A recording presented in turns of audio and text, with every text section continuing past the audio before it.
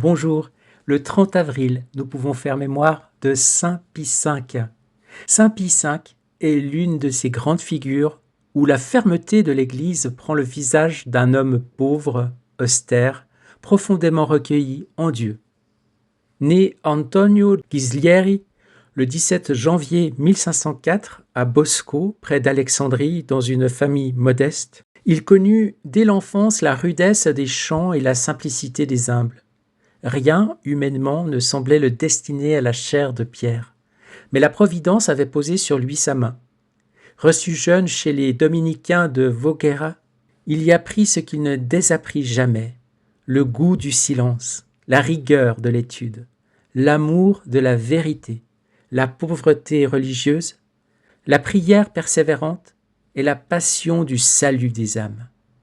Jusqu'au bout, même revêtu des ornements pontificaux, il demeura intérieurement un frère prêcheur. Ordonné prêtre en 1528, il enseigna longtemps la philosophie et la théologie, exerça la charge de maître des novices, puis fut appelé à diverses responsabilités dans son ordre et dans l'Église. Il servit comme inquisiteur, notamment dans des régions exposées à la pénétration des doctrines protestantes, puis fut évêque, cardinal et grand inquisiteur romain. Ce parcours explique beaucoup de choses. Il n'était pas un administrateur improvisé devenu pape par hasard, mais un religieux que les années avaient formé à la vigilance doctrinale, à la discipline ecclésiale et au discernement pastoral dans un temps de très graves fractures. Chez lui, la fermeté ne vient pas d'un tempérament sec, elle vient d'une conscience saisie par la gravité de l'heure. Lorsqu'il fut élu pape en 1566, avec l'appui décisif notamment de saint Charles Borromée, il accepta cette charge comme une croix. Mais le religieux dominicain ne disparut pas dans le souverain pontife. Au contraire, il porta au sommet de l'Église ce qu'il avait appris dans le cloître, la pénitence, la pauvreté, l'oraison, la fidélité au Christ, l'amour des pauvres. Son palais garda quelque chose d'un monastère. Il priait longuement devant le Saint-Sacrement, distribuait largement l'aumône, visitait les malades, se penchait sur les plus misérables, menait une vie d'une grande sobriété et voulait que toute la cour romaine comprenne que la grandeur de l'Église ne vient ni du faste, ni du jeu des influences, mais de la sainteté. C'est ainsi qu'il se donna tout entier à l'application du Concile de Trente. Il voulut des évêques présents dans leur diocèse, un clergé plus fervent, des fidèles mieux instruits, une discipline plus nette, une vie sacramentelle plus profonde, un culte plus digne. Il travailla à fixer et à diffuser les grands instruments de cette restauration. Le catéchisme romain, publié dès le début de son pontificat pour soutenir l'enseignement des curés, le bréviaire, le missel romain promulgué en 1570, une vigilance réelle sur la formation doctrinale et sur les livres jugés dangereux pour la foi. Il ne s'agissait pas pour lui d'ordonner extérieurement la vie de l'Église comme on met de l'ordre dans une administration. Il s'agissait de la ramener à sa source, de lui rendre un visage plus conforme à la sainteté de Dieu. Sa force se manifesta aussi dans les grandes tempêtes de son temps. Il soutint avec fermeté les catholiques éprouvés dans les pays gagnés par la rupture protestante, résista aux dérives doctrinales, encouragea les théologiens et protégea le peuple chrétien contre les erreurs qu'il jugeait mortelles pour la foi. Son acte le plus retentissant en ce domaine fut sans doute la sentence portée contre Élisabeth Ier d'Angleterre. On peut discuter aujourd'hui l'efficacité politique d'une telle mesure, mais on ne peut pas en comprendre le sens si l'on oublie ce qui l'animait.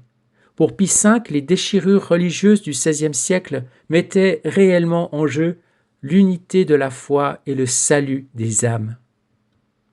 Sa mémoire reste aussi liée de manière éclatante à la bataille de Lépante. Devant la poussée ottomane, il travailla sans relâche à unir les princes chrétiens et demanda à toute la chrétienté de recourir au rosaire. La victoire du 7 octobre 1571 demeura pour lui non pas le triomphe d'une habileté humaine, mais un secours venu d'en haut, obtenu dans la supplication et reconnu dans l'action de grâce. C'est pourquoi il lia si fortement cet événement à la prière mariale et voulut qu'un souvenir liturgique en demeure dans l'Église, à l'origine de la fête de Notre-Dame du Rosaire. Ainsi, chez lui, la défense de la chrétienté n'est jamais séparable de la supplication confiante à la Vierge Marie. Mais réduire saint Pie V à un pape de combat serait mal le comprendre. Ce qui fait sa grandeur, c'est l'unité intérieure de sa personne. Chez lui, la fermeté doctrinale n'est pas séparée de la vie intérieure. L'amour de la liturgie n'est pas séparé de l'amour des pauvres.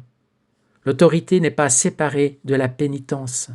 Le zèle pour l'ordre ecclésial n'est pas séparé de la dévotion eucharistique et mariale. Il n'y a pas en lui deux hommes, l'un politique et l'autre religieux. Il n'y en a qu'un, un serviteur de Dieu qui voulait que l'Église respire plus purement la foi qu'elle avait reçue. C'est ce qu'a rappelé saint Jean-Paul II en soulignant chez lui le zèle apostolique, la tension constante vers la sainteté et l'amour de la Vierge Marie. Sa physionomie dominicaine apparaît ici avec une grande netteté. Pie V appartient à cette lignée pour qui la contemplation doit porter la prédication, et pour qui la vérité n'est jamais une abstraction sans feu. Son attachement à saint Thomas d'Aquin n'est pas un détail secondaire, il révèle une conviction profonde. La doctrine chrétienne n'est pas une matière sèche réservée à quelques spécialistes. Elle éclaire l'âme, elle fortifie la foi, elle protège la vie intérieure contre l'erreur, elle rend l'amour plus vrai. En proclamant Thomas docteur de l'Église en 1567 et en favorisant sa place dans l'enseignement ecclésiastique, Pie V manifestait qu'une Église qui néglige la vérité finit toujours par s'affaiblir dans sa prière et dans sa charité. C'est pour cela qu'il faut voir en lui une figure de réforme au sens le plus profond. La vraie réforme de l'Église ne commence pas par des stratégies. Elle commence par la conversion. Elle commence quand Dieu redevient premier, quand l'autel redevient central, quand la doctrine redevient aimée, quand les prêtres veulent être saints, quand les fidèles retrouvent le sens des sacrements, quand la prière n'est plus une décoration mais une respiration. Saint Pie V l'a compris avec une admirable netteté. Il n'a pas cherché une réforme brillante, non, il a cherché une réforme vraie. Et une réforme vraie commence toujours dans l'ordre du culte, de la foi et de la vie. Sa dévotion à la Vierge Marie fait aussi partie de ce cœur profond. Chez lui, Marie n'est pas ajoutée au Christ comme une tendresse secondaire. Elle conduit au Christ, elle protège l'Église, elle soutient les âmes dans le combat. Elle enseigne la fidélité. Son amour du rosaire va dans ce sens. Cette prière, simple et pauvre, répétitive en apparence, devient entre ses mains une école de contemplation et de combat spirituel. En la donnant au peuple chrétien avec tant d'insistance, il ne voulait pas seulement promouvoir une dévotion populaire, comme on dit. Il voulait mettre sur les lèvres des fidèles une prière capable de les faire demeurer près des mystères du salut, auprès de Jésus, avec Marie. Il y a chez lui une leçon très actuelle. Nous opposons facilement ce que les saints savaient tenir ensemble. Nous opposons la miséricorde et la vérité, la doctrine et la vie, la liturgie et la mission, la fermeté et la charité, la prière et l'action, l'intelligence et la dévotion. Saint Pie V unit tout cela. Il montre qu'on peut être ferme sans être desséché, marial sans être superficiel, doctrinal sans perdre la chaleur du cœur, liturgique sans devenir formaliste, pauvre sans faiblesse, zélé sans agitation. En lui, tout est unifié par la primauté de Dieu. Il mourut à Rome le 1er mai 1572, épuisé par le labeur, la pénitence et le souci de l'Église. Sa mémoire demeura si forte que l'Église le canonisa en 1712. On a retenu de lui jusqu'à la fin l'image d'un homme qui avait voulu tout remettre sous le regard de Dieu. C'est sans doute pour cela qu'il reste si précieux dans les temps troublés. Il rappelle que l'Église n'est pas sauvée par l'habileté, mais par la sainteté. Non par la dilution, mais par la vérité aimée. Non par l'affaiblissement du culte, mais par la ferveur. Non par une piété vague, mais par un retour aux sources réelles de la vie chrétienne. L'autel, le bréviaire, le catéchisme, le confessionnal, le rosaire, la doctrine, la pénitence, la charité concrète. Et l'on pourrait dire, pour finir, que Saint Pie V a voulu rendre à Dieu ce qui est à Dieu, rendre à Dieu une liturgie digne de lui, rendre à l'Église une foi nette et aimée, rendre aux prêtres le sens de leur sainteté, rendre aux fidèles le goût des sacrements, de l'instruction chrétienne et de la prière mariale, rendre au Christ sa royauté sur les cœurs. Voilà pourquoi sa figure reste si forte aujourd'hui, parce qu'en lui, la réforme n'a pas pris le visage de la nouveauté, mais celui de la fidélité.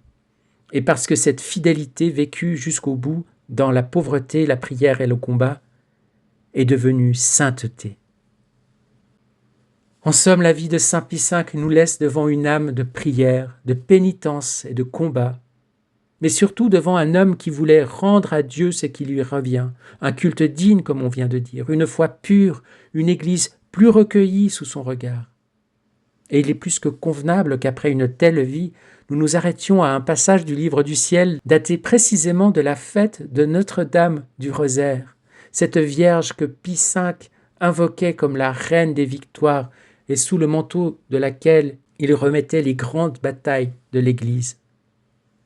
On peut alors laisser résonner plusieurs échos très simples et très forts. Le tabernacle contemplé avec amour, la confiance dans l'action d'en haut plus que dans les seuls moyens humains, et surtout cette présence de la Mère de Dieu au moment où une œuvre du Seigneur commence à se lever parmi les créatures. Chez Saint Pie V, comme dans ce passage, le rosaire n'est pas un ornement pieux. Il accompagne une victoire demandée dans l'humanité, attendue dans la prière et reçue comme un don du ciel. Oui, le livre du ciel nous parle du rosaire. Écoutez, nous sommes au tome 25, le 7 octobre 1928, à la fête de Notre-Dame du Rosaire, commémoration de la bataille, de la victoire de Lépante. Louisa écrit « Mon Jésus, vis de mon pauvre cœur, toi qui sais en quelle amertume je me trouve, viens à mon aide. Entoure la petite nouveau-née de ta divine volonté, de tes flammes, pour me redonner la force de commencer un autre volume. » Nous sommes au début du tome 25. Que ton divin fiat puisse éclipser ma misérable volonté, qu'elle n'ait plus aucune vie, que ta divine volonté puisse la remplacer et elle-même écrire avec les caractères de sa lumière ce que toi, mon amour, tu veux que j'écrive. Et pour que je ne fasse pas d'erreur, sois mon souffleur. Et c'est seulement si tu t'engages à accepter d'être ma parole, ma pensée et mon battement de cœur, et à conduire ma main avec la tienne, que je peux faire le sacrifice de recommencer à écrire ce que tu veux. Mon Jésus, je suis ici près du tabernacle d'amour, de cette petite porte adorée que j'ai l'honneur de contempler. Je sens les fibres divines, ton cœur qui palpite, émettant des flammes et des rayons de lumière infinie à chaque battement. Et dans ces flammes, j'entends tes gémissements, tes soupirs, tes supplications incessantes et tes sanglots répétés. Car tu veux faire connaître ta volonté, donner sa vie à tous. Je me sens consumé avec toi en répétant ce que tu fais. C'est pourquoi, alors que tu me regardes de l'intérieur du tabernacle et que je te regarde de mon lit, je te prie d'affermir ma faiblesse pour que je puisse faire le sacrifice de continuer à écrire. Mais afin de pouvoir dire ce que Jésus m'a dit, je dois mentionner brièvement qu'a été fondée ici, à Corato, une maison voulue et commencée à la mémoire du vénérable père Annibale Maria di Francia. Que ces enfants fidèles à la volonté de leur fondateur ont terminé en lui donnant le nom de « Maison de la divine volonté », comme le voulait le vénéré père. Et il voulait que j'entre dans cette maison. Le premier jour de son ouverture, dans leur bonté, les fils, les filles et les révérendes mères m'ont amené dans une chambre située de telle sorte que, lorsque la porte est ouverte, je puisse voir le tabernacle, assister à la sainte messe et être juste sous le regard de mon Jésus dans le sacrement. Oh, comme je suis heureuse qu'à partir de maintenant, si Jésus veut que je continue à écrire, je pourrai le faire en gardant un œil sur le tabernacle et l'autre sur le papier. C'est pourquoi je te prie, mon amour, de m'aider et de me donner la force de faire le sacrifice que toi-même demandes. Alors qu'on allait procéder à l'ouverture de cette maison, on pouvait voir des gens, des sœurs, des petites filles qui allaient et venaient. Je me sentais toute impressionnée. Mon doux Jésus se manifestant en moi me dit « Ma fille, ces gens que tu vois aller et venir pour l'ouverture de la maison de ma divine volonté symbolisent le groupe de gens présents lorsque j'ai voulu naître à Bethléem, et les bergers qui allaient et qui venaient pour me rendre visite, à moi, petit bébé. Cela montrait à tous la certitude de ma naissance. De la même manière, ce groupe de gens qui vont et qui viennent marque la renaissance du royaume de ma divine volonté.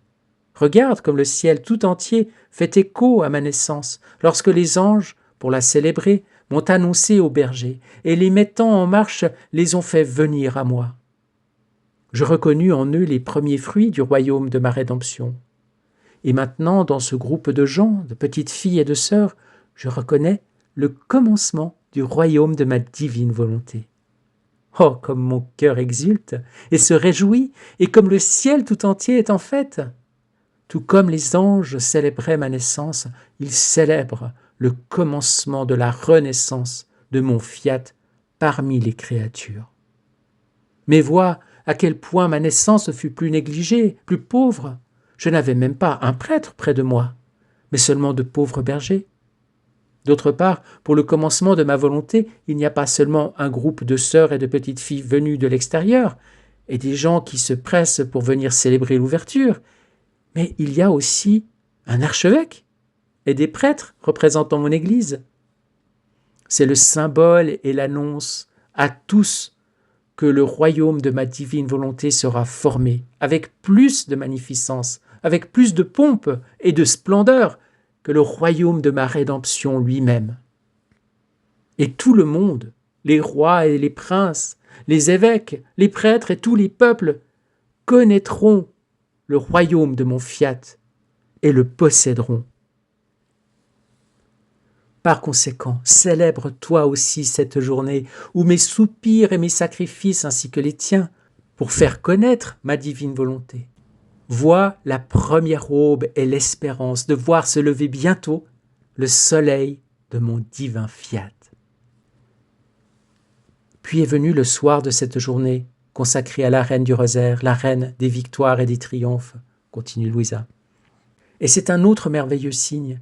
La reine souveraine conquit son créateur et le parent de ses chaînes d'amour l'attira du ciel sur la terre pour y former le royaume de rédemption. Ainsi, les doux et puissants grains de son rosaire la rendent victorieuse et de nouveau triomphante devant la divinité, conquérant le royaume du divin fiat pour le faire venir parmi les créatures. Amen. Gloire à toi, Seigneur. Sois béni avec ta Sainte Mère, la Reine qui triomphe de tous les obstacles et qui nous guide vers le royaume de la divine volonté que tu veux inaugurer avec le concours de Luisa Picaretta, la servante de Dieu Luisa Picaretta, la Santa de Corato.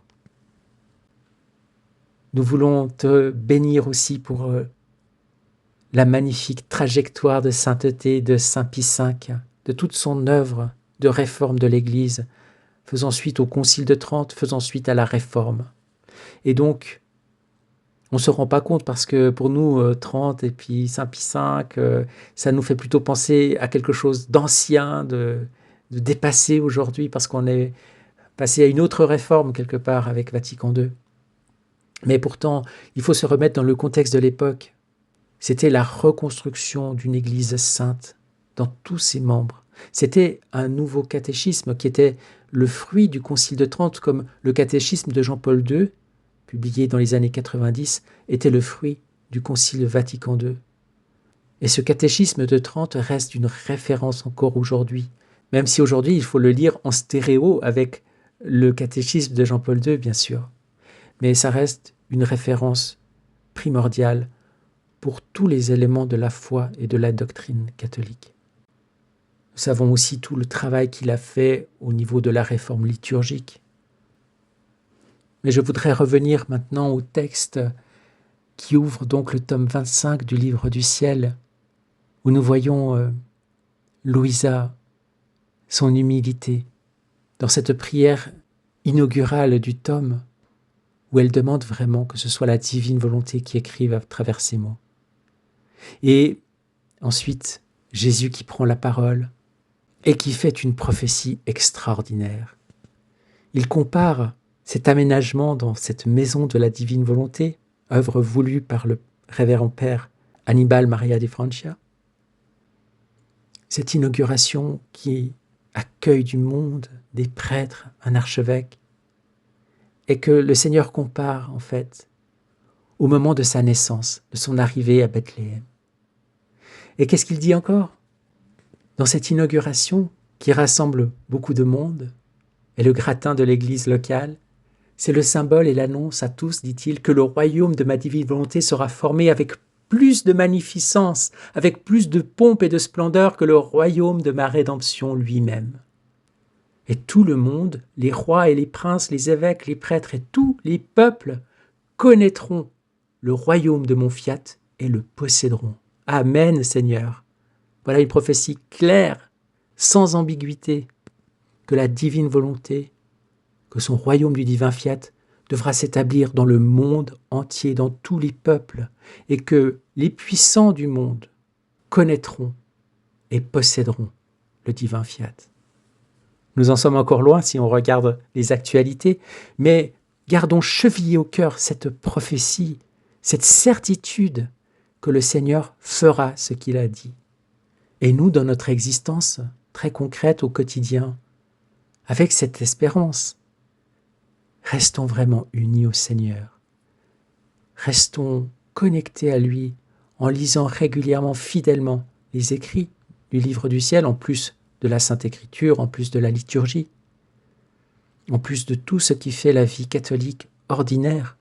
Mais gardons vraiment l'ouverture sur la divine volonté en lisant, en absorbant cette nourriture qui va nous aider à grandir dans la sainteté divine. Et prenons Maman Marie, notre Mère du ciel, avec nous. Et comme s'ouvre dès demain le mois de Marie, le mois de mai, ayons à cœur d'écouter ces leçons avec le livre La Reine du ciel dans le royaume de la divine volonté que vous pourrez écouter sur Amen Fiat jour après jour. C'est une maman et elle est toute une pédagogie pour nous aider à comprendre et à entrer dans ce chemin de foi et de sainteté. Oui, Seigneur, nous nous réjouissons de parcourir tout ce mois de mai avec Marie pour mieux vivre dans la divine volonté, pour approfondir notre relation avec toi, Seigneur, avec la Sainte Trinité, avec tous les saints et les bienheureux du ciel, avec tout ce que tu veux faire en nous par ta divine volonté. Nous voulons encore rassembler tous les actes de la vie de Saint Pie V, les plonger dans ta divine volonté, dans ton grand bain de lumière, Seigneur. Nous voulons tout réordonner dans l'ordre divin, apposer le sceau de ta divine volonté sur chacun de ces actes et te dire merci pour tout ce qu'il a fait, mettre notre merci, notre je t'aime, je te bénis sur chacun de ces actes pour te les offrir, Seigneur, et te rendre grâce, te bénir, te glorifier et t'adorer. Déverse tes qualités divines sur cette âme, Seigneur, et réjouis-la en ce jour où nous le fêtons dans le ciel. Multiplie tout ce qu'il a fait à travers notre prière dans la divine volonté. Multiplie toutes les grâces, les bénédictions que tu veux donner à toute l'humanité aujourd'hui. Nous te prions pour tous ceux qui ont une vocation dominicaine, pour tous ceux qui ont une vocation pontificale, Et nous te prions pour que tout le monde puisse découvrir le grand don que tu veux faire à toute l'humanité, le règne du divin fiat dans les cœurs et dans le monde entier. Quand ce jour, Seigneur, ton soleil divin se lève, que nous puissions vivre à chaque instant dans ta divine volonté, unir tous nos actes au tien, opérer en toi, dans ta divine volonté comme tu opères en nous, et que tu puisses ainsi reconnaître dans chacun de nos actes tes propres actes inséparables de toi. Sois béni, sois loué, sois glorifié, sois immensément aimé par chacun et avec ton propre amour, Seigneur, car c'est avec ton amour que nous voulons t'aimer. En ce moment même et à chaque instant de ce jour et tous les jours de notre vie. Amen, fiat. Bonne journée et à demain. Soyez bénis.